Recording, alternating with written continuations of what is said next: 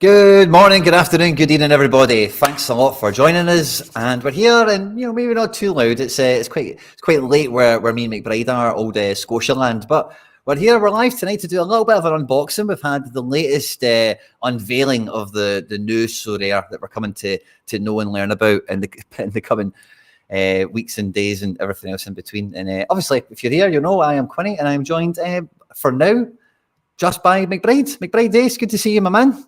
Hello, good evening. I thought good morning. I was like, what's going on here? Have I fallen asleep and woken up again? But yeah, now looking forward to having a discussion about things.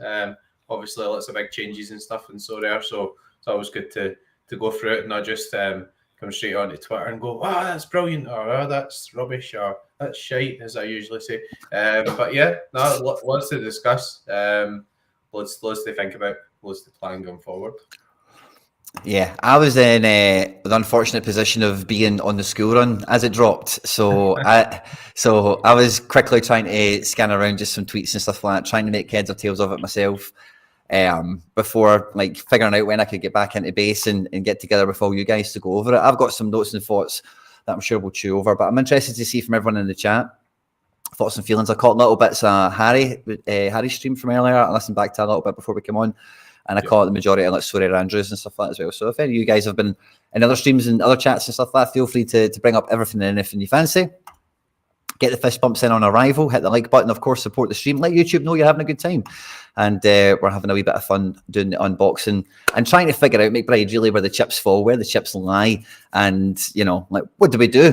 That's what we've all been trying to figure out, really, it feels like forever. Really, at this point, but more than ever since December. So, what was your kind of initial? You've been over it yourself, mate. What's the initial thoughts and feelings? I had a wee bit of deja vu from when the big announcement came out before, because I know that there's this like, aim for simplicity and stuff, but once you look at all the stuff and all the different information, I feel like you've got to read it stage by stage or read it a few times. I did read it this afternoon.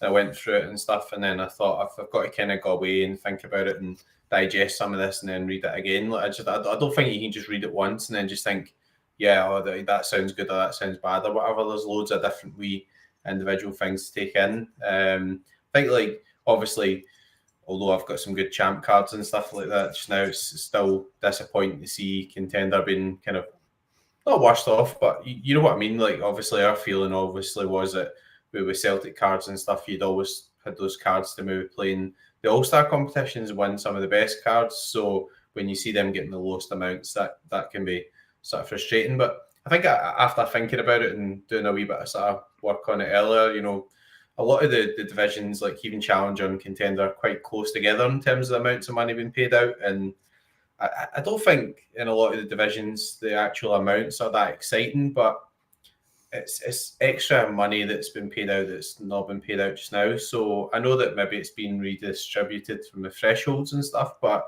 it's been put into an actual competitive environment. So kind of struck me like you looked at like some of the divisions, Division 2 and Division 3, and thought that's still pretty good in those divisions as well. So it's not just all about the top guys. So the most common complaint is all the Wales will have 3 teams out and stuff, but most of those teams will all probably be in the top division or whatever, if they've got really good loads of high quality cards, and I think there's still chances elsewhere. And then, the in-season stuff, I mean, I think they've done their best to make sure that the classic competitions are still okay as well. So you've got the cash elements, you've got the, EPL is definitely the best of things because you've got the EPL competition and the champion competition.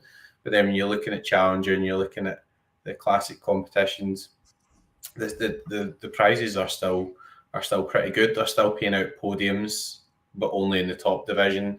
But as you look down different divisions, if you win like Division 3 or Division 4, you're still winning a star. So, I think people are underestimating the effect that not having to play against all the better users is to them, because they'll play in their own divisions and they'll progress through those divisions as they're doing well. So there we go. But I'm not like jumping up and down and thinking this is absolutely amazing and stuff. But I quickly came to realise as well that this is the the transitional phase where you still have the beat the target, you still have the caps and stuff, and it might look again a wee bit different in August to how it looks just now.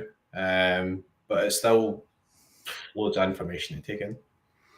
Yeah, I suspect maybe the additional, like when cap mode does get retired and such, that's probably what fills out maybe like La Liga and Bundesliga, which we don't have here just now. But just when you were saying that, I've got a few wee screens prepared for a few wee notes and thoughts and feelings I had. But on the note that you brought up, Sorare kindly put side by side the challenger and the contender in season rare example prize pools. So you can see really champions meant to be. Yeah, champions meant to be the top, contenders meant to be the bottom. So you kind of see the full range, and you put challenger, it's basically just above contender, like you say, but it's kind of in the middle, just about. Yeah. And, you can see some clear, and I know on the screen now for you guys, it's probably not fantastic. Can I zoom in? I can. Oh, I can zoom all the way in. There we go. So for champion. Out, like.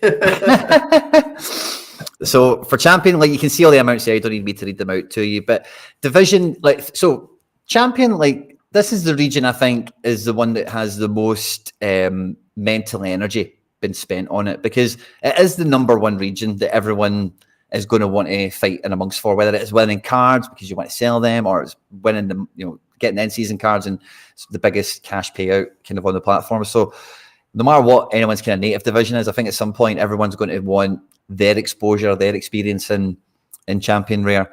And seeing so for myself, I don't fancy myself to go and get a Kimmich or two or a Griezmann or two anytime soon, to see myself thinking about having a squad that would get promoted enough times to probably end up in Division 1.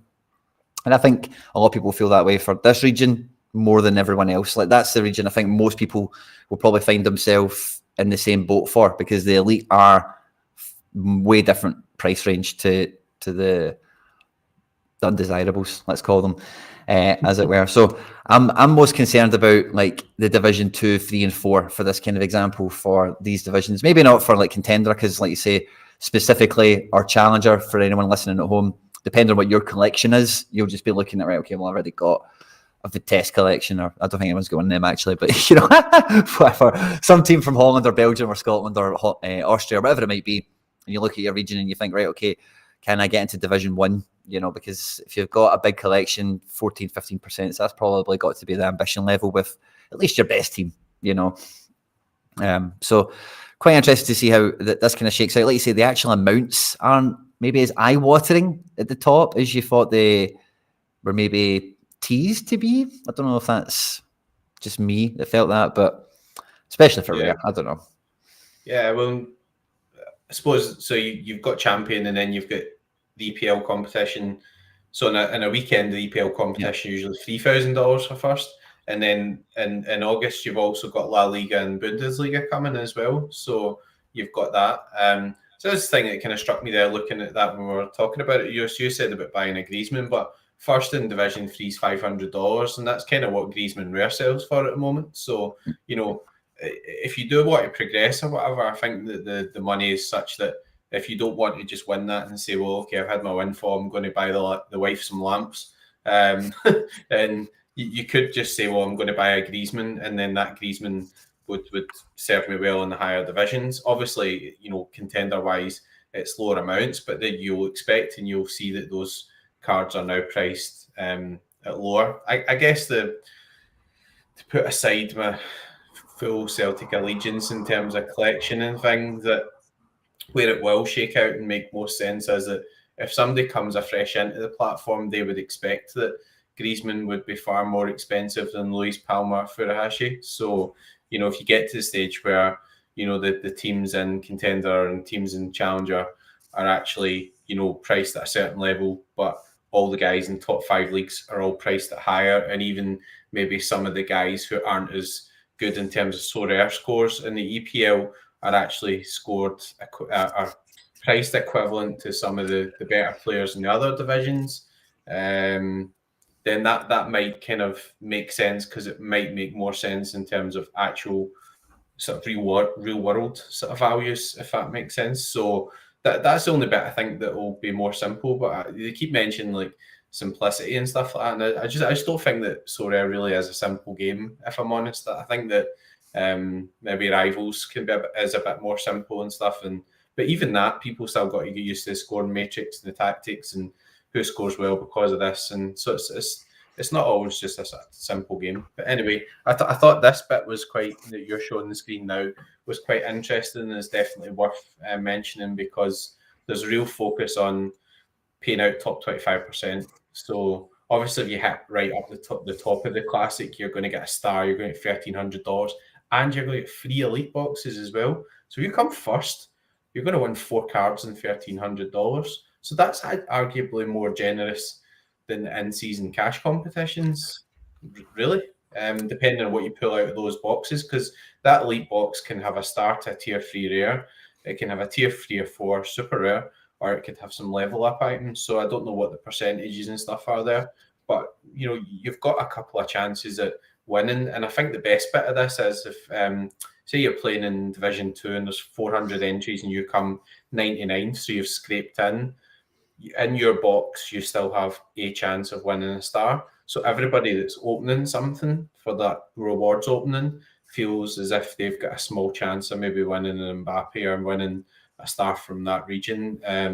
I see bonus, rather than just being given a random shit tier 5, if you get a tier 5 and you get a chance to win something better, I think that's going to be more exciting for a lot of people. So I would agree on the face of it, right? So I've got a few of these things lined up already. We can look at the boxes, okay? So I can't find, and if anyone knows what it is, feel free to direct me and I'll go and get it. I can't find elite box probability anywhere, right? But what I could find was the last boxes that they had, okay? So we had premium, and this basically gave you a 20% chance of a card, 20% chance for this one, 20% chance in the premium box. In the standard box, we have a 12% chance at a card. And in the light box, we have a 9% chance of a card. So with the elite box, my go-to thing for thinking about this, because if we look at what's detailed here, we still have light, we still have standard, we still have premium, but the elite one is different. I think elite is probably going to be that 20% probability, but it's probably like the difference is the quality of what's inside it. So the premium ones that you see here, stars to tier 5 rares or level ups, but the elite one is stars to tier 3 rares and T3, T4 SRs or level up items. So I think they'll probably just be the same thing, but one's like a better version of the other one. It's just a guess at this point, but if anyone knows where exactly it is, feel free to direct us and we'll go. But it's the problem. But again, I hear everyone saying like, oh, you'll be winning 4 cards or whatever, but it's like, if you get 3 boxes, one of them will have a card, I would reckon, but I'm not too sure. Don't get me wrong, I'm sure, there will be times where all 3 of them will pop something out for you, I suppose. Maybe more often than not, they do pop out 2 plus, maybe, who knows. But I do think that's maybe been a wee bit overestimated in the initial kind of aftermath of it. But I do think the classic cards that look good, but I think what everything kind of hinges on in terms of the perception on good, bad, or indifferent, if I can just fix the screen that I've got over here, is the division makeup. Okay, so we don't know the head count yet. We don't know how many people will actually be playing, and we don't know how many lineups will actually be submitted.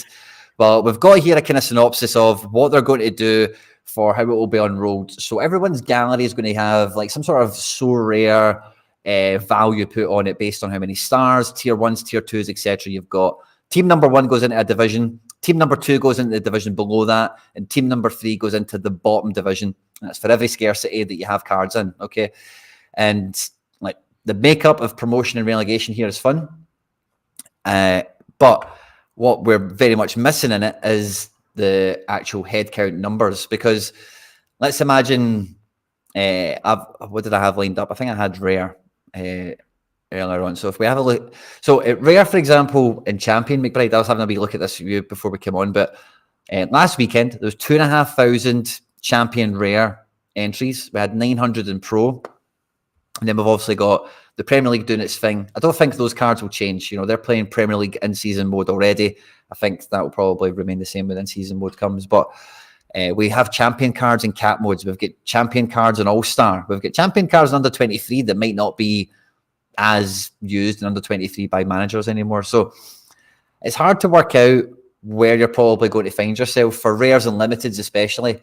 I think, in these divisions, because when you see that Division 4 promotes 50% of people, it's hard to imagine anyone's in Division 4 longer than a week with a team. Top 50% is 5 guys at start, you've got to think, depending on, I say, the competition strength, I suppose. But when you couple, so let's say Division 4, right? Top 50% get promoted. Okay, well, in Division 4, only the top 25% are getting a light box. So that means half of the people that get promoted from D4 to D3 win nothing. They just get promoted. So they're going into the next division, and then it's the top 25% again to get a box. If you got the top 25%, would you get promoted? Let's change the tab again. In Division 3, yes, you would. But again, 30% will be promoted. So you'll have 5%. You'll have what's that? 6%. A sixth of people will be promoted without a win there as well. If you know what I mean. So, like, people were worried about the whole "will I want to get relegated" situation, but there might be a bit of a "oh crap, I got promoted, but I didn't quite get promoted." Like, decent, Now I'm up this division next week, and I've got no hope. So that was a wee kind of crease of because I think that you won't really be able to gauge that until we get a game week. You see numbers and you see how they all flesh out after maybe a couple of weeks of movement. The stronger teams move up and some weaker teams maybe fall down here and there. So because these are all percentage based, but numbers are the unknown part.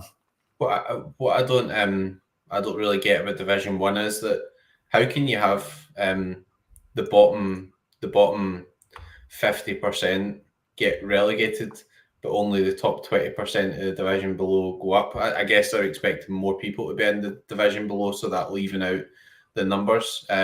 What I was kind of thinking, like say for example, this might be a weird dynamic, right? So say I've got like Celtic, right?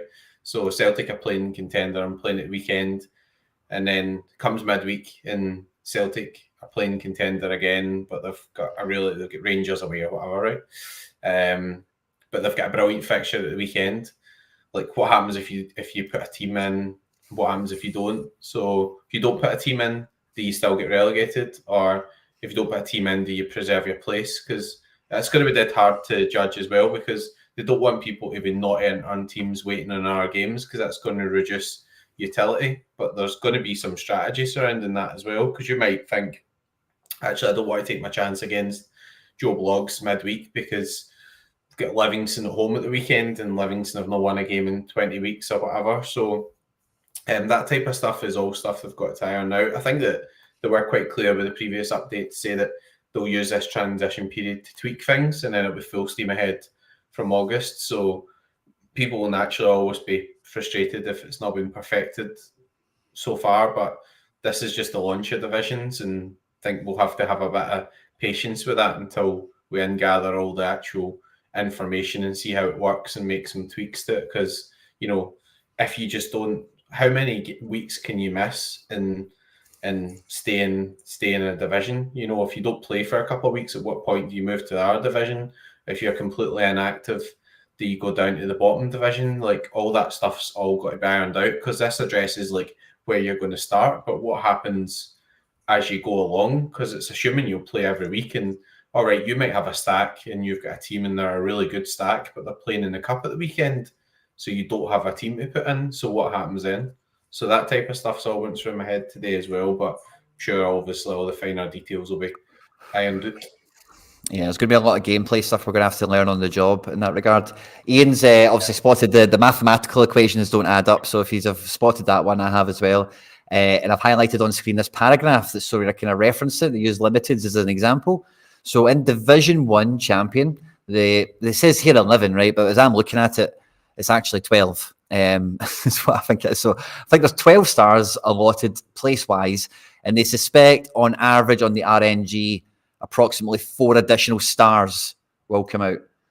So like you were saying earlier, McBride, there's a focus on percentages with a lot of these things and how they're trying to balance and scale them out over regions, the seasons, new cards, old cards, all that kind of stuff. So I do think that a little bit better than a third of the intended prize pool is probably what they're after. So if we look at that from the rare example, let's say there is 2 here. So they're expecting 1 to probably come out. How many elite boxes? Well, it's percentages. We don't know how many physical boxes will come out, but I would read that as probably there's 1 star in a box.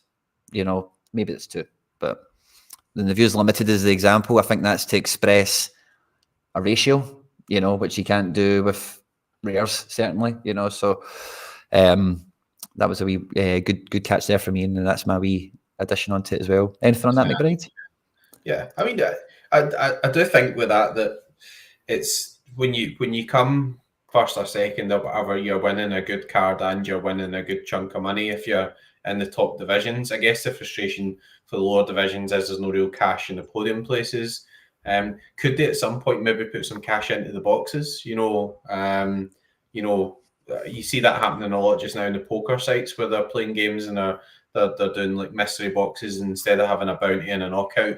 They've got really attractive prizes, and you get a certain stage of competition, you knock somebody out, you've got a chance of pulling the very top prize, and sometimes it can be really attractive figures. The only thing, and again, I don't want to be disrespectful about the amounts of money that's involved and stuff, and it's maybe different for us because we've come through those periods where we've had you'd win a star or whatever, and they would all be worth thousands and all that. So that's maybe not unsustainable, or it's maybe not coming back. But is it really exciting? Are we really getting all these exciting prizes coming back?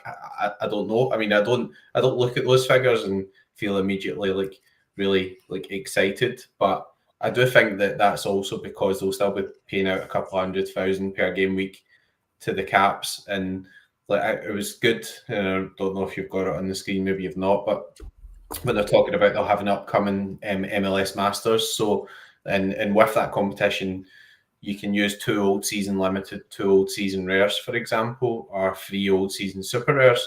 So that's a really nice competition, because what they've done there is they've created a crossover with old season cards and the new season cards, and they're going to put like $150,000 across 3 game weeks into it. So you're going to have like $50,000 per game week as a special for those specific cards. So that should bring a lot of demand for the new cards, but also give people who have held the cards from previous seasons a bit of payback as well, because you can use a mix of them and it's not as aggressive as the in-season competitions. So if they keep doing things like that, then I think that's pretty good, because you don't need to buy 5 limited or 5 rares. You can mix and match them in and use your existing collections, and that brings some value to the classic cards over and above the kind of use the classic cards to win the new cards theory as well. So yeah, I'm with you on that. Dan Dukes, in case you missed it earlier in the stream, I've got the example of the boxes that we've had already. There's no elite box that we can find, but when you see the contents that are detailed, I imagine the elite box is just like a better version of the premium box, so you don't get the lower tiers and you start to get scarcity above in the elite box. Again, just to reiterate, so premium box was 20% chance of a card, just to show you there, and then the standard box was 12%, and the light box was 9, I think. Yeah, 9. So that's what they are if you missed them. Call Places became a channel member. Welcome to the club, mate. Thank you very much. And he has joined the Sushi Gang. We do a members only stream where the live chat call the shots. I build lineups, review galleries, do all that good stuff. It's £1 a month, 25p a week. If you click on my face on YouTube, it'll take you to my channel page. If you click on the membership tab, YouTube will explain all the good stuff to you to get involved. We do the streams once a week. Great shout from XMK, but I don't think we're going to be getting these thresholds back anytime soon. Midweeks don't count for regions. No, they don't. So these are weekend only payouts. And I heard Andrews talking about they got it on good authority. They didn't say Zara, but I'm just going to say it was Zara because it probably was. But these prize pools that we've got here in front of us are indicative of 75% of licensed teams are playing or above. So this is like a hefty game week. And when you consider excluding champion, these regions are global to an extent, then these prize pools aren't available, all year round. Let's say there is only in these nexus periods that we enjoy when everything's cooking at once, sort of thing. Did they specifically say that midweeks don't count, or did they not just say that, for example, Challenger and Contender need at least 10 licensed teams to be playing? I can't remember exactly what they said. That's why it's so confusing or whatever, but maybe it is just actually weekends and then midweeks are different. But yeah, it's hard to get your head all around it, and that's the thing. you only get 2 weeks notice for special weeklies. So if that is the case and they are only the weekend ones and you don't get that cash comp or whatever opening, if you've got 10 teams in that division midweek, then you're going to be relying on waiting to 2 weeks before to know what the competition is going to be. And for me, that's just shite. I'm sorry, but like 2 weeks notice is shit. How are you supposed to plan your gallery if you don't know what you're going to be able to fucking win midweek? Honestly, sorry for swearing like that. I just like I kind of had a bit of a rant about this on my own channel earlier, which has just been uploaded. But like, yeah, people need to plan. You can't be just going in the hoof saying, yeah, it's going to be really exciting because nobody's going to know what the fucking rules are until 2 weeks before. Like, you've got to, like, come on, like midweeks, like, do you think about it?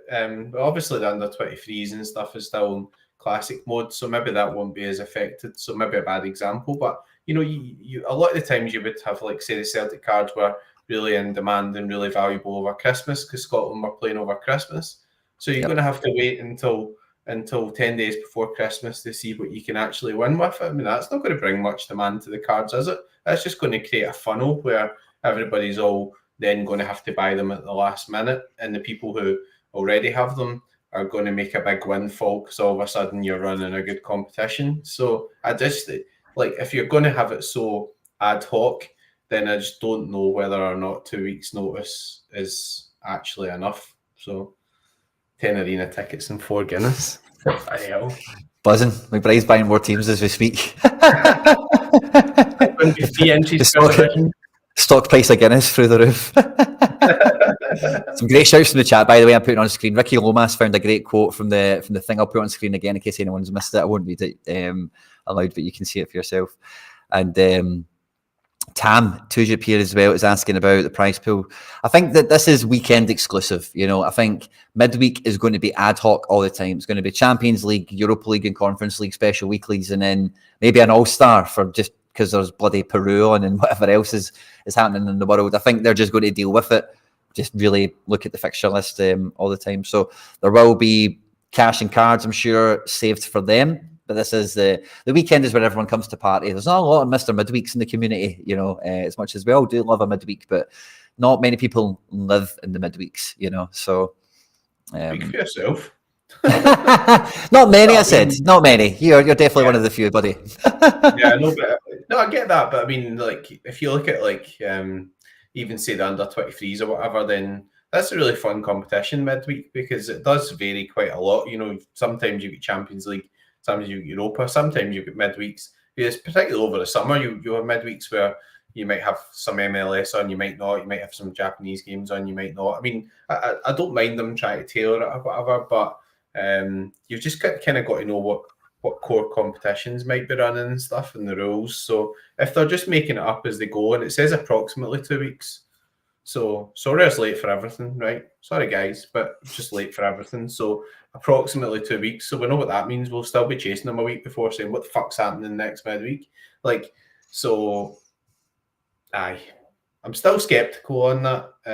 I just think that actually midweeks create a lot of value for Sorare because you've got, okay, Quinny, you're saying like there's a lot of people who are not competitive or don't play midweeks, but some people, if they don't have a team for midweek, they'll go and try and find or get a team for midweek, and then that's what creates the demand for the cards. So you see spikes for midweeks when Sorare was proper and full flow. If there was like a midweek where there was 2 under 23 goalkeepers, if you had one of those, or if you bought one of those a few weeks in advance, they would always really rise in price because there was loads of demand for them, that type of thing. So, you know, if they do it right, that's fine. I just don't think that only giving people 2 weeks notice is actually enough time to plan it for people. Because if you're making a decision to buy a stack or whatever, and you're saying I want to play a stack over the summer, and you've got, say, a K-League team, and that K-League team's got 3 midweeks over the summer, are you really going to commit all your money to it if you don't know what you're going to be able to play them in those midweeks? You don't know if it's going to be crap or not. I mean, obviously it's Sorare's job to make it good, and it's Sorare's job to make a good job of those overall so that people know there's always something decent on. So we'll see. But aye, there we go. There's always elements of stuff, we've discussed this, that people weren't really going to like. It seems it's just like total segregation. So it's like it's not like, oh, we'll add in some cash for EPL and make it better and stuff. But their Benfica scored, yes. Connor Goldson on goal. Aye. I think we're missing a few viewers now that are probably going to be tuning in shortly. Just going, fuck it, turn it off. Ian Sorare makes a good point on Championship and some other leagues that do operate midweek. But again, a whole part of this, McBride, that it does flavour everything that we're talking about that's kind of maybe overlooked, undiscovered, or yet to be seen, whatever, is the recategorisation of all the tiers that we've got. So the star tier is going to be bigger. We're going from 2% of the players in the leagues that we're dealing with here. So not only are we having... That's only... So I read this earlier, so we need to make sure we get this right. That's for league-specific competitions. So that's just the tiers for like EPL and stuff. That's not for... So that what they're doing there is if they're... Good catch. That's only for the league-specific ones. So league-specific ones are only EPL, La Liga, and Bundesliga, I think. Yeah, fair enough. I've seen this unique thing getting redone as well. And then this is the division structure. No, fair enough. Good catch on that. It is only the league-specific ones. I thought this was regional as well for like contender and challenger and whatever. But I suppose for the league-specific ones, then, yeah, okay, that makes a wee bit more sense because there's just as less volume of cards, etc. So doing it on a bit of a percentage base with the metrics they're using, fair enough, I suppose. But no, I thought this was... everything. So I good catch, mate, on that. Let's reread it and make sure it is, because I've had a long day. Oh, no, it is. It says, so we're changing for Premier League, and then we'll extend to Bundesliga and La Liga. Yeah, okay. I suppose they are kind of watering it down a bit there as well. But the thing is, with those competitions, there's additional cash competitions, so they've got so many uses. So you get, like, say you've got an under 23. Like Saka, for example. Saka can play in Champion, he can play in the EPL competition, play in under 23. So it's like he's like uber valuable type thing. So it probably does make sense to extend the percentage a wee bit there, because like they're anticipating that a lot of the good EPL players will all be quite valuable. So they'll be able to give out prizes of value, but not give out like Saka and like all the time type thing. So what makes sure don't over reward the top cards and stuff and kill the price by just rewarding too many of them or whatever, or over minting them. So they'll sell plenty, I'm sure. But anyway, that's another point. Yeah, I'm sure they will. And I think this is part of it as well, because when I was looking at we're talking about numbers and stuff like that, right? And I think Challenger and Contenders, we know it's going to be a Royal Rumble of mayhem, just down to the amount of teams, managers, lineups, everything that will be involved in that. I think the head count will be what we see there now in Cap and All-Star, and all the rest of it's going to be like 10,000, 12,000 entries, or, well, maybe even bigger than that, in fact, so it'll be multi-entry. But with the Champion, in the short term, because we've got Premier League, I don't think it really plays too much of a part, because a lot of the in-season Premier League cards have already been playing this game in a roundabout way. But I definitely think the Champion region, because it does have those three other leagues coming out of it, maybe some of these numbers in terms of, you know, places that cards are paid out to, and all some of the other stuff we've been chewing over in terms of promotion relegation dynamics, maybe in the Champion ones, when you get into the league specifics, it's maybe a wee bit kinder or a bit less brutal, maybe. I don't know how to think about it. Yeah, because you're right. You've got to kind of think about, and this is a hard bit to get your head around, like, you know, where people are going to use their cards and stuff as well, you know. I mean, overall, I still think that I'm still going to be focusing on a lot of under 23, because for me, the big advantage of under 23 Classic is that it stays classic, and also if you play under 23s with guys who are challenger, contender, you can still win Bellingham, you can still win Saka.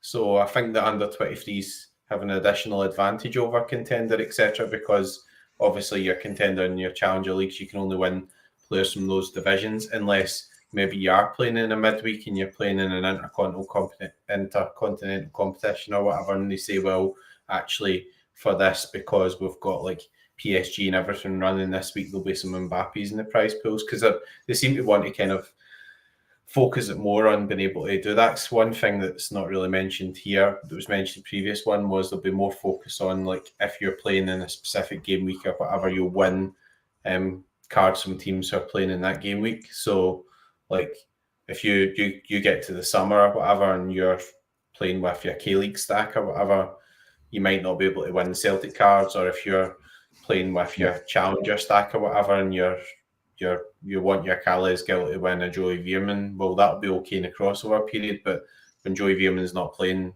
they won't reward those cards at that point. So it kind of seems like Contender and Challenger are there to create a kind of all year round competition for the divisions to have coverage and maybe encourage people to keep playing on in those divisions to keep themselves in the upper divisions. But you won't be able to say, well, all right, I'm going to play through the summer because I want to build up my sort of European contingent because they'll not be getting rewarded. It'll only be the teams that are playing that game week. I think that seems to be the theory around it. So it's just so many different sort of changes to how they're sort of going to do it all. And, I'm sure they'll probably make a mess of some of that at some point and just send out all the rewards anyway, because that's happened before as well. But it's quite complicated. So I'm being a bit harsh there, but I can see the reasons for the segregation and stuff. But what I don't get is just when, as you say, we've been playing a kind of global game for all this time, and part of the fun of it is that I'm making lineups for the weekend, and I've got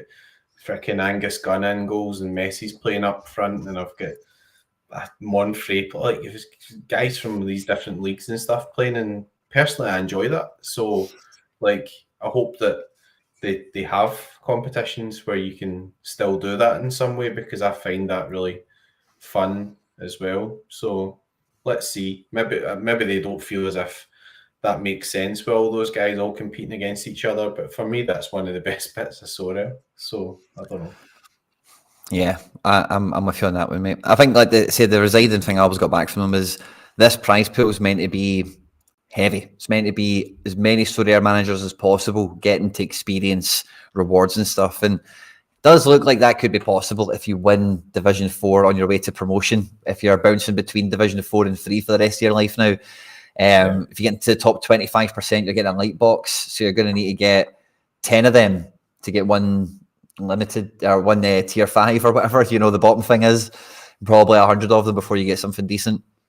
So, I think it will definitely be, how long do we have before the end of the European season? Is it 7 game weeks after this comes out? So it's going to be a really interesting 7 weeks. 11 games left, haven't they? So, but one of them will be midweek after the split. So still got a wee bit. I mean, you've got international break coming soon, so that's never good.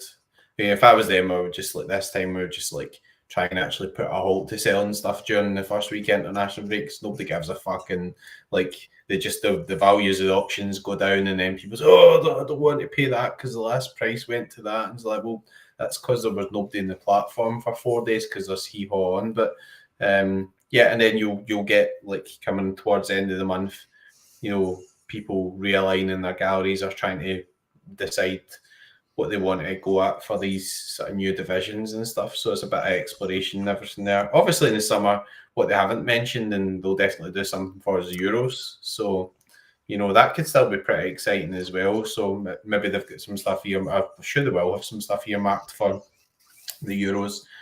What is that thing that's on that? I was taking a piss out of this in my channel. That actually looks like somebody's made a nice graphic, and then they've got me involved to just plaster something in the middle of it. Is that supposed to be a World Cup or something? That looks like.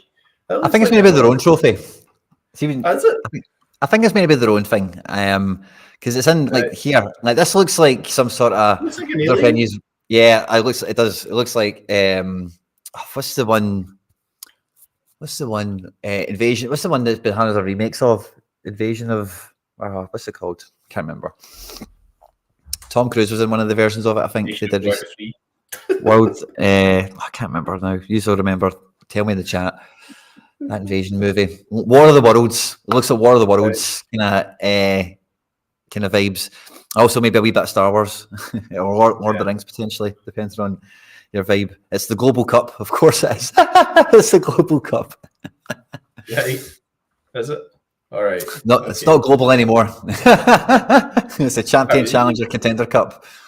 I mean, this all looks pretty good, but surely they could have designed a better graphic than that. Anyway, it does look as if I've got involved with creating a thumbnail or something, which you're trying not to do these days. But yeah. Anyway, moving on.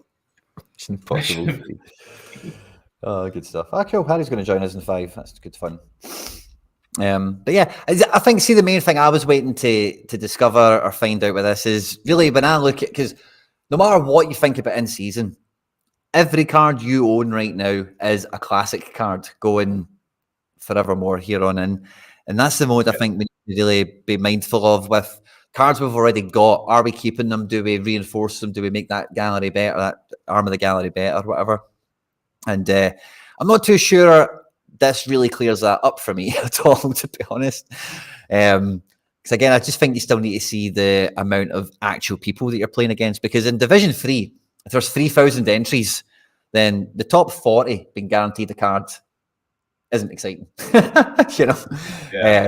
Despite the top 50% getting promoted, or and top 25% of them get a standard box, which is maybe a 12% shot at a card.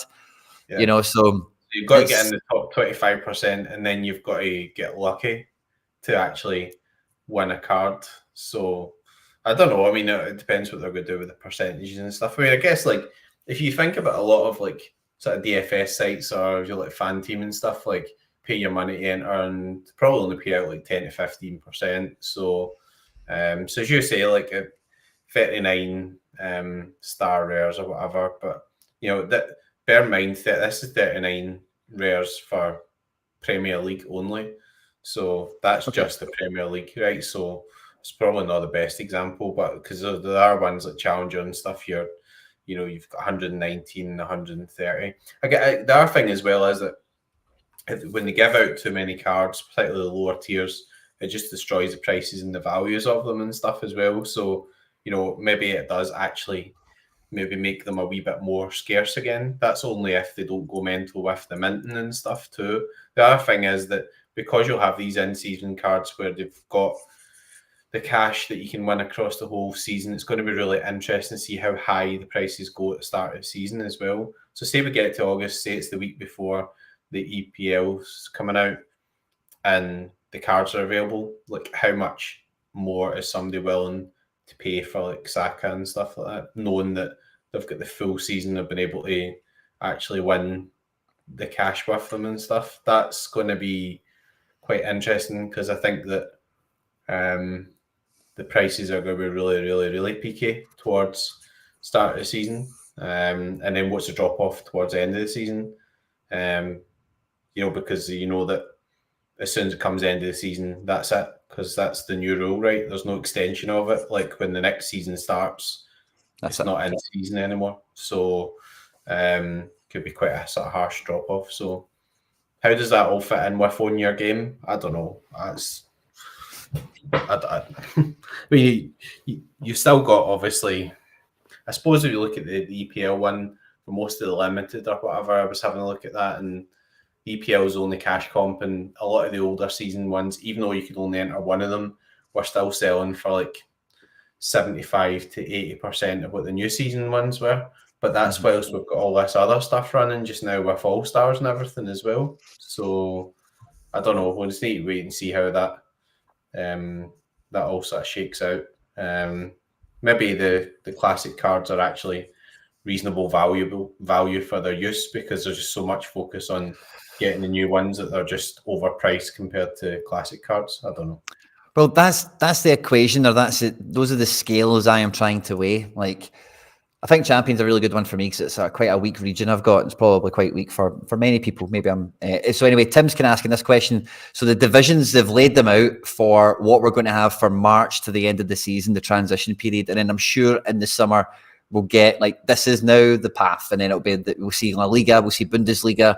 We'll have tasted what they're doing with special weeklies and a few other bits and bobs, and maybe it'll all make a bit more sense. But all the divisions, all the scarcities are all laid out in the blog. If you're on Sorare, just hit your notification bell, and it should be like the top Sorare notification you've received today, 7 hours ago or so. And it'll take you to all the stuff we're looking at on screen, buddy. I did answer your question from earlier, by the way, but you might have missed it in the Scottish mumbling. So it's not, I don't think they're limiting the amount of cards they're giving out. I think this whole division structure is, number one, an effort to get more different people winning cards.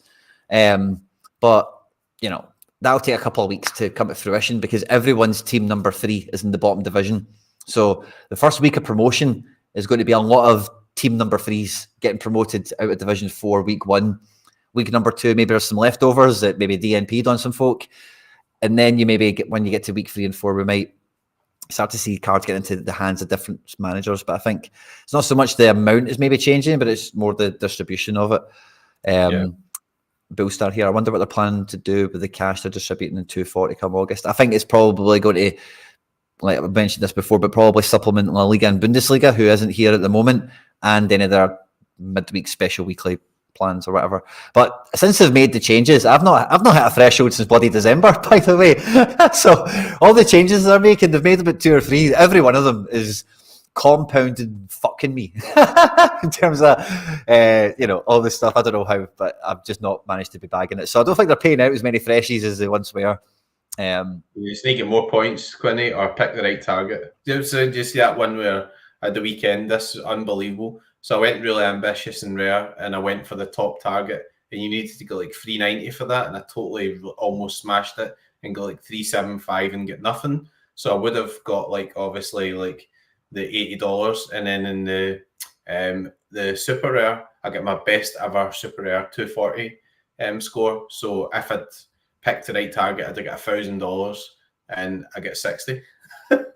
So like they totally saved themselves, like, well, for me anyway, for that process, like, basically like $1,100 or something that weekend. But so I mean, when you bring in randomness, it definitely does save Sorare. I mean, I guess the point is that if people are getting the chance to open a box and stuff like that, and if that's exciting, then that's all good. It's just there's just a bit of a whiff of watering it down to me, but I think they've went a bit more cautious with these amounts, and they've made them quite top heavy for the podiums and stuff, but with a view to leaving a bit of room for improving them a bit in August. So I get what you're saying. They'll take the money from the thresholds and they'll whack them straight into La Liga and whack them straight into Bundesliga. But I'd hope that really, when they see that it's working, they could maybe like put these ones up a wee bit as well, because it's kind of in their interests for all the cards across all the leagues across the platform to be valuable in some way, not just actually the EPL. If they want to just do the Sorare EPL or whatever, and just rug everybody else and just keep playing the EPL, like honestly, like it's just you read through it and stuff, and it's like EPL this, EPL that, and like fuck off, honestly. That's just how I feel about it sometimes. Like all right, like you had this brilliant platform where like, actually you could really create value across all these different leagues by having the global aspect of it, and now you've decided that you're going to be really like make it segregated, but it's not even regional segregation, because you've got like Argentina's in contender, and you've got Brazil's not in with Argentina and stuff, and like that stuff doesn't really make sense to people. I mean, like you're trying to create a hierarchy and stuff like that, but they've done that for their own reasons. But I just don't get how, as a football fan, anyone will ever think that makes sense. Like it makes sense having Asia, because Al Hilal and all the teams in South Korea and Japan and everything all playing the same cup competition, like our Champions League. Makes sense having all the European teams. Makes sense segregating it in South America and stuff. But all of a sudden having this team playing with that, and then they don't even play at the same time and stuff. So like, why are they in the same league? So I don't know if I've got that stuff right, in all honesty, but it seems to have been done from a data perspective to make sure that that none of the leagues that have got are quite lopsided are affecting the bottom line for the EPL.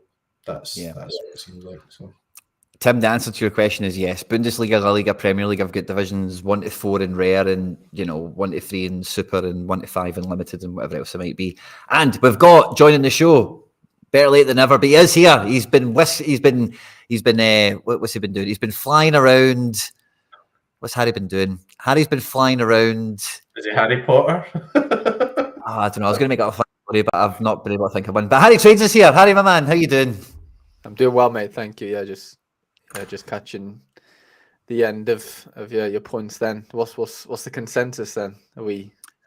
I'm not too sure we have a consensus, Harry. I think the last thing we were kind of chatting about is like it's kind of hard to imagine how likely it is to win. And for McBride's point moves just on there, just like the change of where the fences are. What's a challenger team in league? What's a contender team in league? And all the money's kind of at champion and prem and all the rest of it in that kind of way. But for me, mate, I think one of the things I'll be addressed here, what you think, I caught most of your stream earlier, but I was hoping to have a better idea after looking at this of thinking like some of the regions you're not too sure about in your gallery, like, oh, I've only got a couple of cards, and then you maybe would see something like this and think, oh, well, I'm definitely not going to play that now, or oh, I could play that now. And I don't think I really get that from this. I don't think. No, yeah, I mean that's the thing. You're not going to get it from this because we haven't played it yet. Like that's the issue, isn't it, with all this? Like the numbers on screens again, which they look great, whatever. Tier this and £1,000 that, but like you're saying, you can't really imagine what your team's going to do because you haven't experienced it yet. Like we haven't been in the divisions. I think that's one of the biggest things, isn't it? Like nobody knows how they're going to really work. I know they've explained it and whatever, but how competitive is D2 going to be compared to D1, and are the scores going to be insane in D2 compared to D1 because there's more players and users there? All those things need to happen before we even, before you can answer your question. Is my X team, is it competitive in, Challenger? You know what I mean? Like it's just so hard to just look at these things and go, oh yeah, like I'm sorted. It's like, well, you got to go out and play it first, Yeah. Because I do think, like, see anyone that's trying to do rare, limited, anything on a budget, you'll probably look at these divisions and fancy yourself in like the bottom end, thinking, right, okay, could I get a team that could get some in-season tier 2 caliber guys? Maybe I can get a few of them together, and then I can get a wee in-season team. Most people have had a thought like that. And when you kind of look at where the cards are on the leaderboard here, like, and the numbers involved, percentages for promotion, how long you'll be in a division for, like, it's kind of hard to really wrap your head around thinking about, oh, in a month I could have won 1 tier 2 or 6. Yeah. I don't really feel like I have a better inclination on even that potential. Like we were talking Celtic cards earlier. For everyone, it's something different. But whatever you think you're most OP in classic mode, everyone is thinking, oh, well, with that strategy, I should be cleaning up in-season cards, and after an insignificant period of time, I should be able to get a few of them together, at least to float me in season, if not help me supplement with the 1 or 2 that I'll buy to float me in season. And again, when I see like this is champion, so again, if you're playing champion classic, you're looking to get into La Liga, Bunde, anything and everything in between. In Division 4, only the top 43 are guaranteed a card. Again, we don't know the numbers, but it's 43. It's not a big number to pay out. 100 for D3, 93 for D2. So. But let's say there's couple of hundreds are hard to crack traditionally, Yeah, but the going rate's been like 10%, hasn't it? Really, like there might be 2,000 players in Champ Rail, let's say, and they give out 200 prizes. Let's just say on that's kind of the give or take, right? Let's just say there's there could be 430 players in that Div 4, and top 10% are going to get prizes. This is just hypotheticals, but you know what I mean, like. But on paper, after the first game, because everyone's going to have, even the Wales are going to have teams in D4. Even if they play D1 and stuff, right, for the first game. But let's just go on. Let's say we're a couple game weeks in. That D4 on paper, just as hypothetical, should be like obviously competitive, but there's not going to be like the incredible cards down there. You'd like to think. I know the Wales can have 3 unbelievable teams and whatever, right? But at that point, you'd like to think that team, the start in D4 is Division 4 has moved to Division 3 now because it's too good for that league, So I just think like, you still probably got the same head count. You just segregated in 4 different divisions, like the guy who's playing in D4 doesn't have to worry about the guy in D1 really at all. If your cards aren't D1able, they're not 5 or 4 stars. And I think in a weird way, this could be a good thing for smaller galleries because it does segregate them from the Wales. Like it just does. That's been the hardest thing to crack on this game, hasn't it, for years, Quinny? Like you join and you're you're straight in with the fucking great whites and the humpbacks, and you're just straight in like the McBrides. And the McBrides. Do you know what I mean? Like there's no warming up period. There's commons, but if you want to go out and buy some cards, like legit cards, you're going to be thrown in with the with the sharks. And it's like now, at least if you went in and started and you bought a very, very average Challenger Rare team, you're going to be put into Div 4, if we're being honest. Like, if it's very average, I'd like to think at least those people who are starting the game won't have to play against the big guns. There's obviously drawbacks to all this, but I'm just thinking for that as a tunnel vision sort of statement. I think I don't see how that's really a bad thing for smaller galleries. Yeah. The other thing as well, I was thinking about the cash, right? So, like, say you come in just now and you say, right, I've got money to invest, and then you look at you come in at the top level and you get guys like You'll Never like Walk Alone who've got like all their uniques for Liverpool, and they've got their collections and they've got their high XP, and you're like, how am I ever going to beat that guy? Whereas when you come in August, if we say just now, say, right, I'm going to have a crack at limited EPL, everybody's going to be a level playing field because you're only going to have one card from previous season, so it doesn't matter that much. So, like, if you say, well, actually, I do have some money here for whatever reason, I want to chuck the horses or the accumulators for a season or whatever, I'm just going to put a couple hundred in, go buy a team, I'm going to use it across season, then you're in exactly the same foot as anybody else. And the advantage of that is that a lot of these divisions will be more generous than they actually seem, because like they'll be quite hard to see how they're going to balance this out across the season. Just now, the EPL thing's mad because you've got nearly the whole season of the cards. You've got Arsenal bashing everybody up 5-0 and all that sort of stuff. But that's not going to be the way of it at the start of the season. When you buy your stack at the start of the season, even if it's your Aston Villa stack and they have 3 good game weeks, they're going to be a huge differential because you're not going to have a lot of the cards are actually available. So the where that is really good is that at the moment to attract people into the game is really difficult because they're coming up against people who have got better galleries, more cards, more experienced, higher XP, more collections and stuff. Whereas if you say in August or whatever, you manage to attract people in, they'll be able to come in and you'll be able to say to somebody, if you buy your stack just now, the only disadvantage you've got to me is experience. You could go and spend your 100 quid. I could spend my 100 quid, and by 3 weeks in, you've won 500 quid and I've won fuck all. So like that solves the problem that Sorare have got just now growth wise, because they can't really attract people in because they're hamstrung by what's happened in the past. And then obviously with the thresholds, they were also paying out quite a lot of money to those people. And some people were reinvesting it, but some people might be more passive and just taking it as, okay, well, I've spent my money in the past, I've made my money and I'm going to take it out. So it's just a huge competitive environment now. And that's the kind of hidden bit where people are actually competing, and maybe some people who will get a bit more invigorated by the fact that they don't have to beat the whales. That will be good. They know that they can try and beat somebody of a similar level and they can still do pretty well out of it. And a lot of those divisions had like 1 star in it, but that might be a once in a lifetime win to somebody that's only stuck in 200 quid. So I like all that stuff about it. Hopefully that all works and comes through in the market and then it builds and stuff. So. For sure. Just got a quick comment I just want to address here. John's saying he's just starting and he's looking to buy some players. Any tips? I'll just say I dropped a video yesterday, the day before, like top tips for playing the champion region, and I've got a video coming out this weekend, same for challengers. And guess what? In a couple of days there'll be one for, you guessed it, contenders. So that's some content that's right fresh. But like Bride and Harry Trades both have YouTube channels. They're both linked in the description of this video. So between all the familiar faces here and everyone in the Sorare YouTube community, you'll get tons of people trying to help you and suggest some player profiles and some strategies to you. But yeah, be sure to check out the stuff that's just came out because it's pretty fresh in that regard.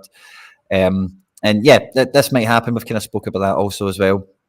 And John on his bit here, a lot of people looking to join for the lottery ticket, top reward, realistically will never win it, but now they don't have the opportunity to if the divisions could put off in the future. I think they have tried to, for the card reward, certainly have a star at the top of as many divisions as they possibly could have. I don't think it's quite there, and I don't mind what it isn't, to be honest with you, but there is not a high volume of them. I think they're probably looking to get down to what we've seen earlier, maybe like a third of star cards or a third of whatever tier out in the reward boxes, because they can kind of disperse them to Because remember they floated the idea of random people winning rewards, like people who didn't finish in prize pools, but one day they'll randomly, they floated the idea, never executed. So I think that's maybe the same kind of sentiment there. So I think that's the boxes, though, right? Yeah, exactly. I think the boxes will kind of pay in that regard, but the amount of them that will be the Veermans and the Gakpos and whatever that we've seen shared around, it's probably nowhere near what people fantasize about. They broke it down in the thing. It was like first one of the limited competitions over a weekend, they give out 11 stars. Yeah, let's say it was contender, for example, and then they said 4 will be 4 added on will be in the boxes. So basically one third of prizes of all those the total prize number is in the box, basically. So if there's 2,000 prizes, 700 or so are from boxes. So yeah, but interesting. There's no divisions in under 23 for now, and obviously All Star, they don't have any divisions. Yeah, you think under 23 gets divisions? Potentially I don't know, but in It's just a mama jamma, old school bare knuckle boxing. It does, yeah. It's that for now, for sure. Yeah, they've said they're not getting it between now and August, but just wondering if they will, August onwards. Yeah. I like what they've done with under 23s. I mean, I don't like the plus going, but you'll have in Rare, for example, at the moment you've got under 23 and under 23 plus, and from August you'll have 3 entries. So you actually increase the demand for under 23 players by 30%. In limited, you've increased the demand for under 23 players by 60%. You missed this bit, Harry, but I think actually if you're buying your contender or your challenger under 23, then those will be quite attractive because those are one of the few competitions where you can win Bellingham, you can win Saka and stuff like that. So I actually think that under 23 will still be really, really good because it's the old classic format, and when you have your great weekend or whatever, you can win the top stars. So it sounds weird, but I'm not really interested in buying Celtic cards at the moment, so that makes me really sad. But I've always the opposite. That's funny, isn't it? Is that? I'm kind of the opposite for once. That's funny, isn't it? Probably. I mean, it's good. The good thing about it is, remember when Celtic came out and they were Vickers was £7,000 of super rare, and I was I'm never ever going to have a Carter Vickers super rare. And when the prices come down, everybody's like, "This is rubbish. Prices are coming down." But then it kind of got to the point where I could almost they were within reach, and I could build that out. So that was good. So there's definitely positives with it. We've been able to collect and all that sort of stuff, but it's not quite the same as what it was before, because obviously in a midweek or whatever, you were hoping Celtic with a good fixture and you could win something and you're getting that sweat to win Mbappe or whatever. But yeah, I think the under 23s, the main miss is not having a cash comp for them, but you might not need that because you can win the top players. So if Saka goes Tonto in August, and the prizes pool in under 23s like Saka and Bellingham and all those guys, then all of a sudden the classic under 23s come really, really quite desirable again. So I think I'm going to really kind of go back to my roots on that. So because that's what I was just doing in the past, and maybe it wasn't the right strategy or whatever, but eventually it paid off. So yeah, rather than get involved in just contender and just having loads of teams in there and it's been difficult or whatever, you've still got other avenues. Celtic buy a lot of young players at the moment, so you buy the young players for Celtic to play in under 23s or whatever. So definitely different strategies there. You play a lot under 23s, Harry. I mean, one of the things I was talking about earlier was not having much notice, only have 2 weeks notice for the midweek specials. How do you feel about that? Because you were quite good at the sort of midweek niche type tournaments. Yeah, no, that edge will definitely be sort of nerfed, I guess, in some way.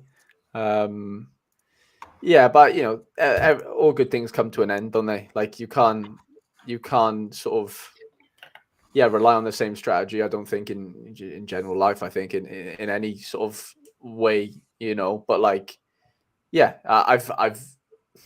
I've done well in those strategies and the midweeks and whatever. And with those winnings, I've had to go in and change those into different things. I can't keep rinse and repeating. Basically, what I'm getting at, like you said, it's being nerfed in the best, the easiest way to describe it. So I've had to yeah, I've had to diversify. Otherwise, it's adapt or die in it, basically. Like, there's no way of me getting that midweek edge anymore, I don't think, from what you're saying there, the notice and stuff. It feels like midweeks are just going to be a shit show, really, don't they, if we're being honest? Like, I know they special weekly there, special weekly there. It's a load of bollocks. Like, do you know what I mean? I think the midweeks get better for the non. So you know how they now when it's like, oh, you've got Aston Villa in Europa Conference League, and it's like, oh, great, I'm going to play them in Champion Euro and get smashed anyway, even though because Aston Villa will rotate or all the rest of it. I think the special weeklies will be like Europa Conference League, and like if you do have Aston Villa, even if you do pick the road, you know, you will have a fair chance. You don't need to worry about Real Madrid and Bayern Munich and stuff. So I think the midweeks, I think it will be more like you'll get to enjoy. Maybe like if you have Champions League and Europa League and that kind of thing, you'll maybe just get to enjoy those competitions maybe a bit better, because sometimes there are, like, or even it might be the other way around. You've got Arsenal in the Champions League, but then Leverkusen and Zagreb, and everyone's, you know, has a big scoreline, and even though you beat Real Madrid 2-0, it doesn't mean anything. The issue is, though, for under 23s, that is not a thing, is it? Is the issue? Like, I get what you're saying. Of course. For sorry. fair enough. I was just thinking kind of midweek in general, like just the midweek dance. It was more, I meant more like, playing under 23s for the midweek. Do you know what I mean? It's just like, you've got no hope now. Because if you've got... Still going to open, no? Say that again, mate. I don't think so. What's the rules for under 23 opening? Because this is a weekend only, I'd have thought. I think so, yeah. I'm going to argue. I reckon none of those classic comps that are only classic open in the midweek. I'm sure they don't. I don't know, but because does that mean? Well, that would mean then you can't win the threshold in the midweek. Because that's. I don't think there's any changes to All-Star and caps and all that. I think they're just staying the same until they die. August, right, but are they open in the midweek? Is what I'm getting at. Until August, I think so. Yeah, I'd say so. Okay, well that means under 23's open then. It has to. Yeah, but I mean, after March, maybe. Well, yeah. Yeah, that's going to be absorbed, isn't it, into you're staying with us under 23s. Right. The divorce has happened and you're staying with us. You're kicking them out. We're kicking those guys out of here.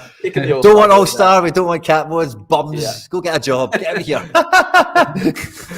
100%. Yeah. Wonder kids. Everybody loves a wonder kid. I mean, it's an obvious area where Sorare can make money, right? Because like at one point, Ansu Fati was a fortune and he won't have won anybody anything because he's just like become injury prone. So there's a lot of speculation and stuff in that area, and be interested to see people still do that overall, because you've got the quite a harsh difference between in-season element and classic, you know, and how that all shakes out. Because when the platform was amazing and Mbappe went mental, the whole of the under 23s went mental because that was the main place you could win Mbappe, but also other cards went mental because he was a good champion prize as well, and he was good all-star prize, and then there was points where they had to change how many cards were going to go into certain bits and stuff like that. But if I had to choose between all-star and under 23, if they take the under 23 away, I think I would sell up.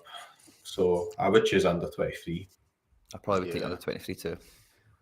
That's a good point what you said there, McBride. But I think we spoke about that yesterday in a way, me, Sam, and Laird on the show, that like what happens to, like, you know, let's say next season's Arda Güler, like his new Real Madrid mint, he's nowhere near the first team in the sense like he's not going to be a starter in the foreseeable unless there's a couple of injuries, right? Diaz got to go, Bellingham's got to go, both break their legs basically, right?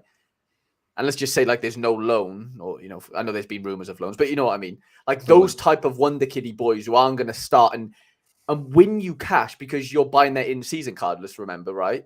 What's the point of buying these like speculative under 23 boys, or just young boys in general, that like aren't going to yield you instantly, because there's a finite number of game weeks that these cards have to earn you cash, right? So that, you know, that's why you're going to spend that money on the smashers, the instant smashers, the Rodris, the De Bruynes. You're not going to spend it on like Oscar Bob.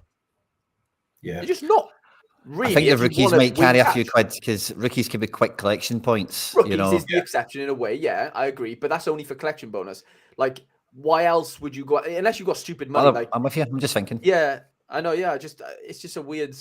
I don't know how Sorare are going to combat that. If they might not be able to. You know. Yeah. I think because that's why they left the under 23s classic though.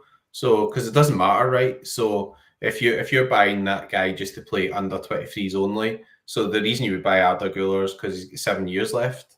You know that Right, that but would what I'm saying is you can't play him anywhere right now. yeah. That it's not so much like play him in under 23. It's more Doesn't like play. he doesn't He's play. speculative. Yeah. So Like, why he's would you not buy the broke new through yet. season version unless you've got, you know, a collection of Real Madrid to Yeah. say, which is a fair one. Yeah, I get I you, just yeah. don't know. Do you know what I mean? I don't know what the incentive is to buy those one-off cards that are like really good talents, 16, 17, but might not get a sniff for like 3 years.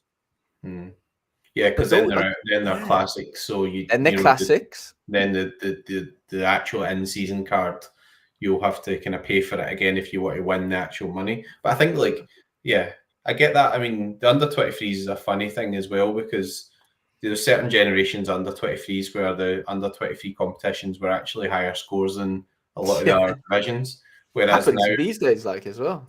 yeah, you do get that, but the current under 23s don't really have a lot of guys like the Joey Veermans who are just doing like 100 every week. So Bellingham, Mbappe, it was ridiculous, wasn't it? yeah, I mean Bellingham's kind of been virgin on that with his scores because he has been really good because he's a really good Sorare card and a really good under 23 card and all that type of stuff. So yeah, but I mean the only reason for buying them would just be the classic under 23 utility. So I think that the reason for that would be because in those competitions you can still win the top young stars, and Haaland's still got next year left. Bellingham's got a few years left. I just like I hate to say it's Scotsman, but he's just unbelievable, Bellingham. So like if you've got like 2 or 3 years of Bellingham left in under 23s, then if you're buying somebody just now, you think they're going to break through next year, you're going to pay money for that person just now, thinking that maybe next year you've got a chance of winning Bellingham's or you've got a chance of doing well in under 23. If there's no midweek under 23, I'll be pretty pissed off, to be honest. Like,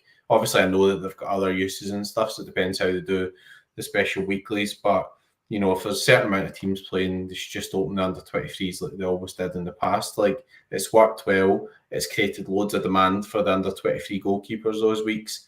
Why not do it? I don't get the downside of opening it up. I suppose you're giving out cards and stuff, but they give out the cards and you create the demand for the goalies and stuff. And it's such a good division for Sorare because a lot of guys time out all the time. Look at you know, we're about to come to the summer. Diogo Costa's price is totally plummeted because he's not under 23s anymore. Even though he's a great player, he's Portuguese goalkeeper and everything, and his prices went right down. People are going, why his price went down? It's like, well, I knew that was going to happen because like every it happened with Donnarumma, it happened with anybody, even though they're class goalkeepers or whatever, their price just plummeted because people knew that they weren't going to be under 23 next season. So yeah, that could be something that they should maybe have as a core competition. Say if you have a certain amount of licensed teams playing, we will open the under 23s in some way. But there we go. We'll see. Yeah, because by the sounds of things, they wanted to get rid of under 23s. From what I'm gathering, like they were quite happy to sack it off until, you know, people in the community were a bit vocal. I wasn't part of this. I don't know if you were, McBride, but I know people were, you know, giving them feedback and stuff, basically saying like, you know, a lot of people enjoying the 23s. Yeah. Well, we gave them feedback. They didn't really insinuate that it wasn't going to be there, but I specifically mentioned it just as well. I mean, when I joined the platform, I bought younger players. Like that was kind of, it's kind of like it feels as if you're playing Football Manager with money and all that type of stuff. Yeah. If you couldn't afford like a guy who was established, like you think you maybe try and get the next Mbappe or the next guy like Bellingham, who you know maybe was more unknown at that point. I remember one year there was Tyrell Malacia was like a tier 3, which is now tier 5, and like nobody knew him, and he was going for like 15 quid. And then I remember he was like the next summer Feyenoord were playing Champions League qualifiers. People were paying $2,000 for him. So like, people were paid like 20 quid for this guy, and he was $2,000. So like it was that was the kind of attraction to, you know, you top young stars or players. And even now though, like that extra layer to that is that if you get like Matt O'Reilly and Atletico Madrid sign him and he plays in midfield and he's starting beside Griezmann, actually now it'll become more valuable. Because if he can maintain good scores there, he's got all these different competitions he can play, and he won't be in season, but you know, like with the classic competitions, there's obviously you can win the new cards and all that sort of stuff. So there's kind of like good reasons, but the other thing that's missing progression wise is how does somebody actually progress from like challenger to champion? So that's a main progression point that they've totally missed. Like, it's all segregated. So somebody starts out to play with that. How do they actually get a chance to play in the top divisions or whatever? I kind of think your contender and your challenger, and again, I don't think this is something that a Sorare user opens up the game and thinks about in the first 5 minutes or whatever, but both regions do offer you a path into champion. But I think the majority of people are going to start at champion, and then it's going to be a case of, what do I want to play with on the side? Is it contender or challenger? Mainly because we're talking about Arda Güler, right? But if you think about Odegaard, right? Odegaard, when he signed for Real Madrid, they put him out on loan to about fucking 5 different teams before they even brought him off their own bench. So if you are buying like the expensive Real Madrid collection, maybe Arda Güler doesn't get off the bench or doesn't make an appearance, but Miguel Gutierrez goes to Girona, Antonio Blanco goes to Alaves, this guy goes here, that guy goes there. But some of them are in champion, but you realise, do you know what? 2 of them are in Holland and one's in Belgium and one's in Portugal. I've actually got half of a challenger rig out here for one team with the guys I own anyway. Can I get a keeper for 50 quid? Can I get a keeper for a nominal price, whatever it is at the time to activate it? So I don't really think they are thinking about starting cheap and going up. I think they're thinking you're going to go to champion and then you're just going to deal with everything down the way from there. Yeah. That's my thoughts. I don't know. Yeah, I suppose if you're playing in challenger and you win a star and it's worth a couple hundred, but you're like, I've not got a chance to win any of the guys in those divisions, then you can kind of say, well, I'm gonna go and get a team in division 4 or 5 or whatever now, and I'll start working my way up. So I suppose that does that element of it, but I just find it difficult to get my head around that, because I've always regarded guys as good Sorare cards if they can do high scores, and knowing that you can play an all-star and different competitions that you can win in, and the money. I suppose that the big advantage is that people with this idea that thresholds underpinned value and stuff, and it didn't work with limited, didn't work at all. So maybe this will work better as driving the value of the top guys. But if it gets to the point where you're just looking at Saka and going, geez, this guy's 500 quid, but then everybody will be desperate to win him then. So then people will start buying their multiples of the lower value teams to take the shot to actually win them. So it is a bit like kind of buying a ticket to enter type thing, and people maybe have to start valuing cards based on, right, if I pay a couple hundred quid for this guy, how many chances do I get to win $1,000 over a competition, divide that by 38, and then people in their heads will work out what cards are going to be valued at. But they'll definitely be, at the start of the season, there'll be hype and FOMO and people overpaying and all that type of stuff. You'll definitely see that. There's no doubt about it. I'm with you here, guys, but I think that's probably me and you. That's probably like 10% or less of people that will play this game, that want to buy Celtic because they're from that, or they can't afford Man United, but they fancy picking up Boca Juniors for shits and giggles or whatever. Or, I just think that's sadly the consumer minority of what's expected or targeted, So I'm with you there on that, mate. But I think they're not worried about, and even if they are, you go into contender, they're hoping you're going to pick up a Division 2 team that gets promoted, that's going to win their league, win most weeks, and Challenger, you don't really have that with the English Championship, but unless you get a relegated club and get classic ones and then try and win in season, or, it's a few different kind of ways to go there. But one thing I thought would be good to touch on while we're here together, guys, I've not done it myself yet, and I've looked at it a little bit, but Darren's done a good bit of work here for us. He's talking about super rare. Now, I've tried to look at everything in rare and limited for the most part, because you can see like numbers and ratios and try and, decipher some Sorare logic, as it were.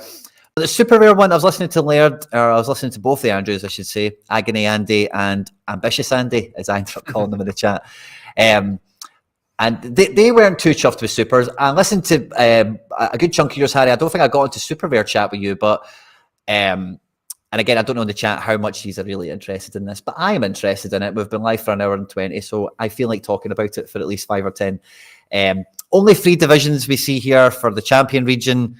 for all of them, I think it's 3 divisions, isn't it? Even the Prem? Yeah, the Prem's 3 divisions as well. So I found this underwhelming when I first glanced on it. And I've not really done the maths to maybe think about the boxes, but Darren's done a wee bit of maths for us here as well. Yeah, so if you've had a look at Super Rare, do you have any thoughts or feelings on this, guys? I mean, yeah, again, it's so hard to tell, isn't it? Like, where are we getting 800 managers from is my, like, Darren's maths. Like, how is there 800 managers playing Super Rare? I can guarantee you there's not. I know, I remember looking at one of the Cap 240 competitions, and there was like 500 or 600 in that, and it was everybody just going after the actual the cash. And then, but the thing with Super Rares is that when you've got the in-season ones, there's not, like, obviously there's a really, really, really limited supply of in-season ones. So, you know, is this classic or is this in-season? This is classic contender. Classic. Yeah. Contender is the one that Darren's used the examples for specifically. So there will be all the Division 2 teams. There will be a chunky bit of challenger, you know, and in Argentina, Mexico and stuff. So 800's, I don't know if it's ambitious. He's maybe looked across the leaderboard, but I don't think it's bad, rough maths. Maybe it is. I don't know. People can check us on that. I'm sure that Sorare have done their maths on that as well. I mean, like, at the moment, everything's running as well, right?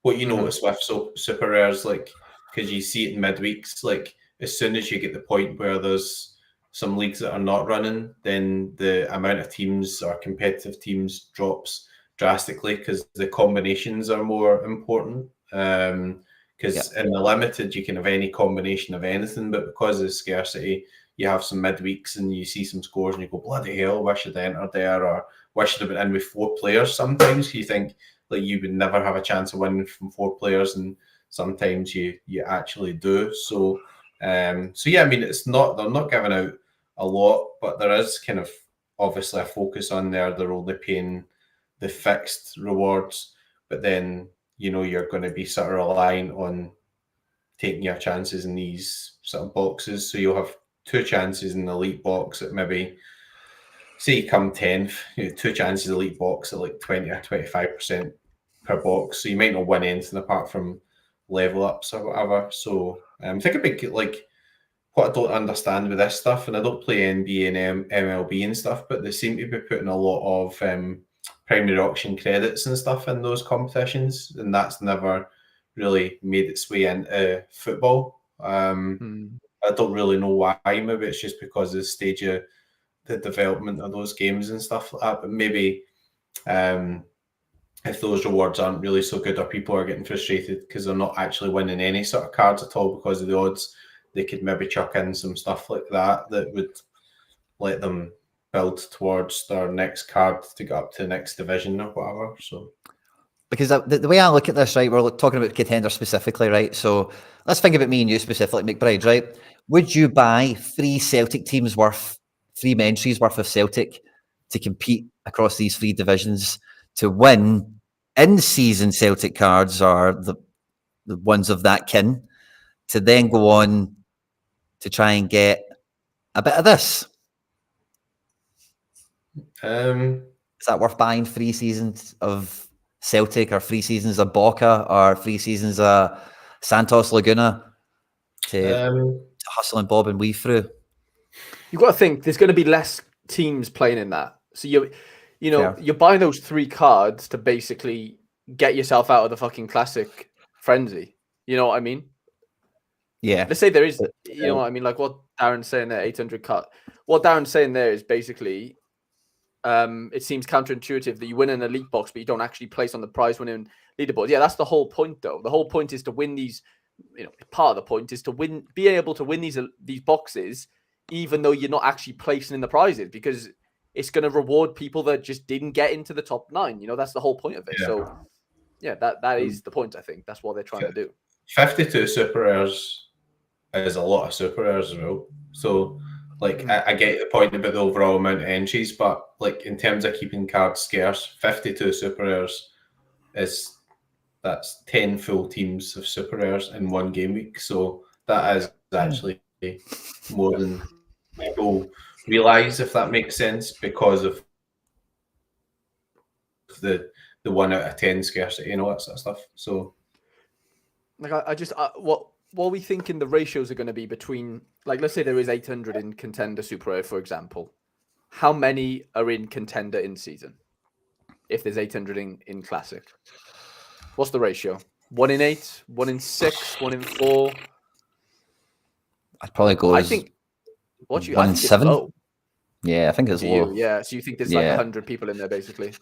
We need 3 to line up, and then it's power, it's goalkeepers, it's because again, like me and you chat quite a lot, Harry, before deadlines and after deadlines and stuff. And I know you're primarily covering like single lineups, like make sure I've got a team that works here, a team that works there, whatever.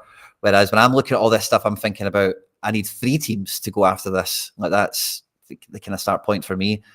And I think so anyway, I think less people will probably live in that zone of they do both, especially like in the immediate term in March, because people have either been buying new season cards to go, right, I'm doing it, I'm going for it. Yeah. And some people have went, I'm no bothering and not bothering. So that's a hard one, mate. I don't know. Maybe as time goes on, you see a clear kind of percentage-y thing, but I don't know. Because I think the percentage, like you said to McBride earlier, you said and told him the question, what's going to make you buy 3 in season fucking Laguna cards? Well, it has to be that there's just so many less entrants in that compared to the Classic, you know what I mean, to then go and win yourself some cash. Yeah, there might not be that many places, but there might not be fucking many players playing there. So, that again is finding those bits of this game, like we did with under 23s, I did for years, where you could win an Mbappe without having to play against Rodrigo and fucking De Bruyne. Like it's all about finding edges and stuff. And sometimes you might have to pay your way into that. That's what Sorare want you to do at the end of the day. Like this game isn't a charity. Like they need you to go out and buy cards at the end of the day. And I know we look at them and go, oh, okay, there's only grand 300 at the top. Like it looks fine, but it's not like wow, like oh my god, there's so much money there. But it's more the fact that like you just aren't competing with the hundreds, or let's just say 800 that are in Contender Classic. That's kind of where I'm at. I think you're buying tickets to get out of there, get out of the rat race basically, and into another rat race with less people in there. At the start of the season, that's going to be quite attractive. So if they keep that quite consistent across the season and they don't make it low at the start of the season, that's going to bring a lot of like demand for the cards. So like, if you look at that, like Carter Vickers Super Rare earlier went for 600 quid.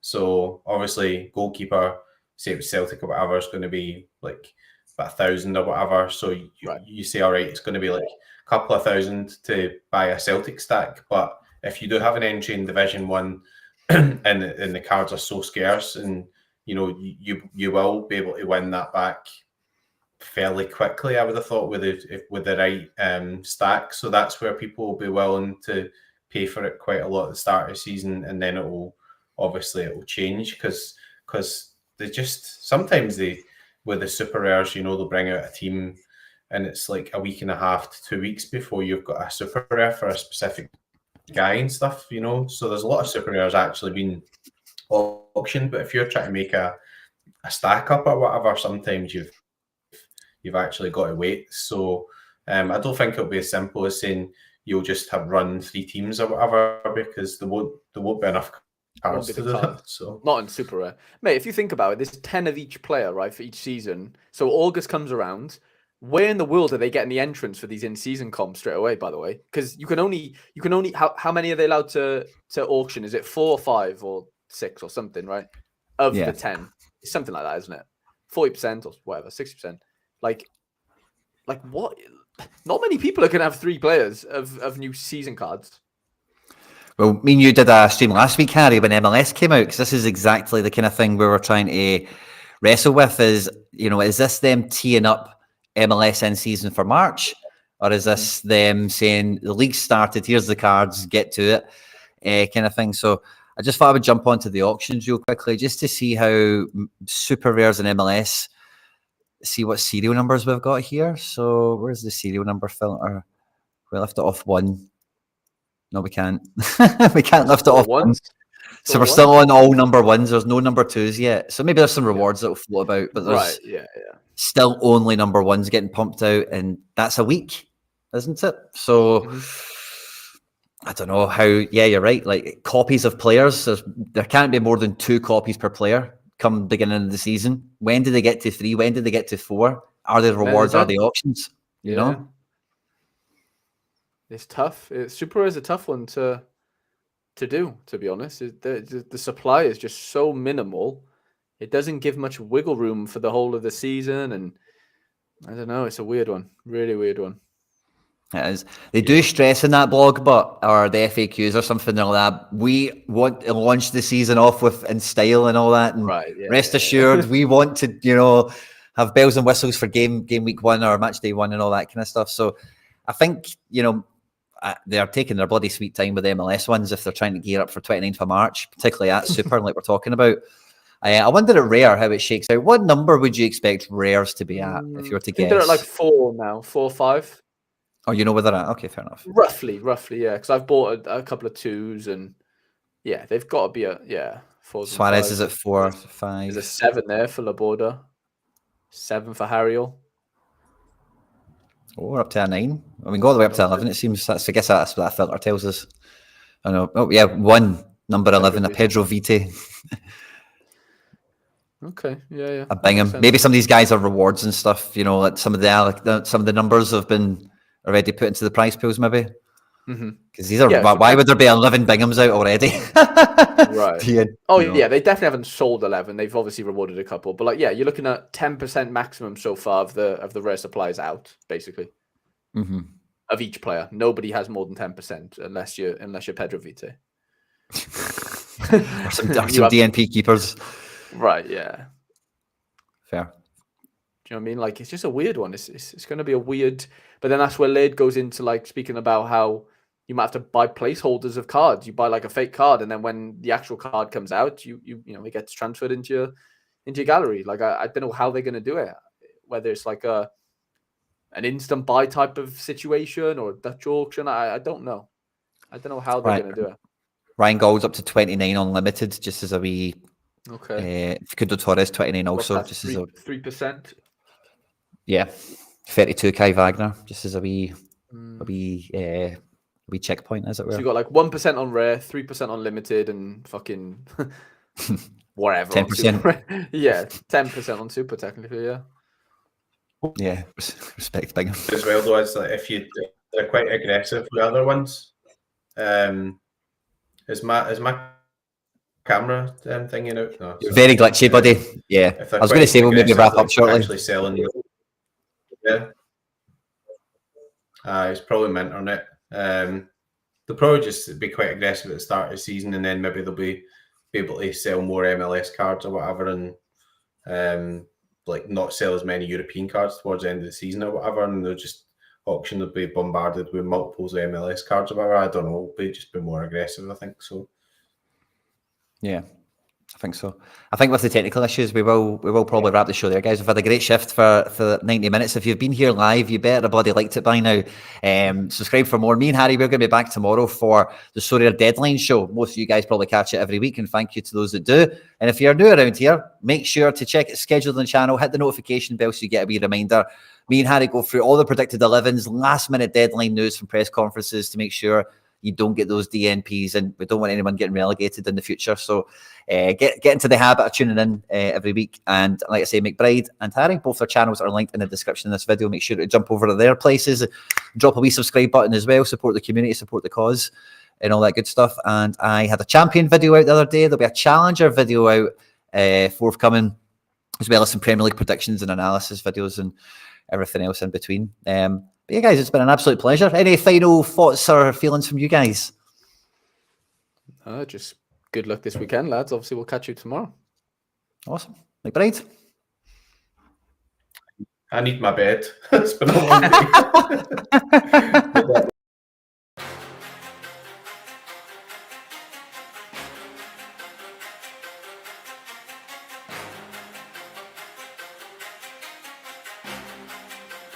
Terrible.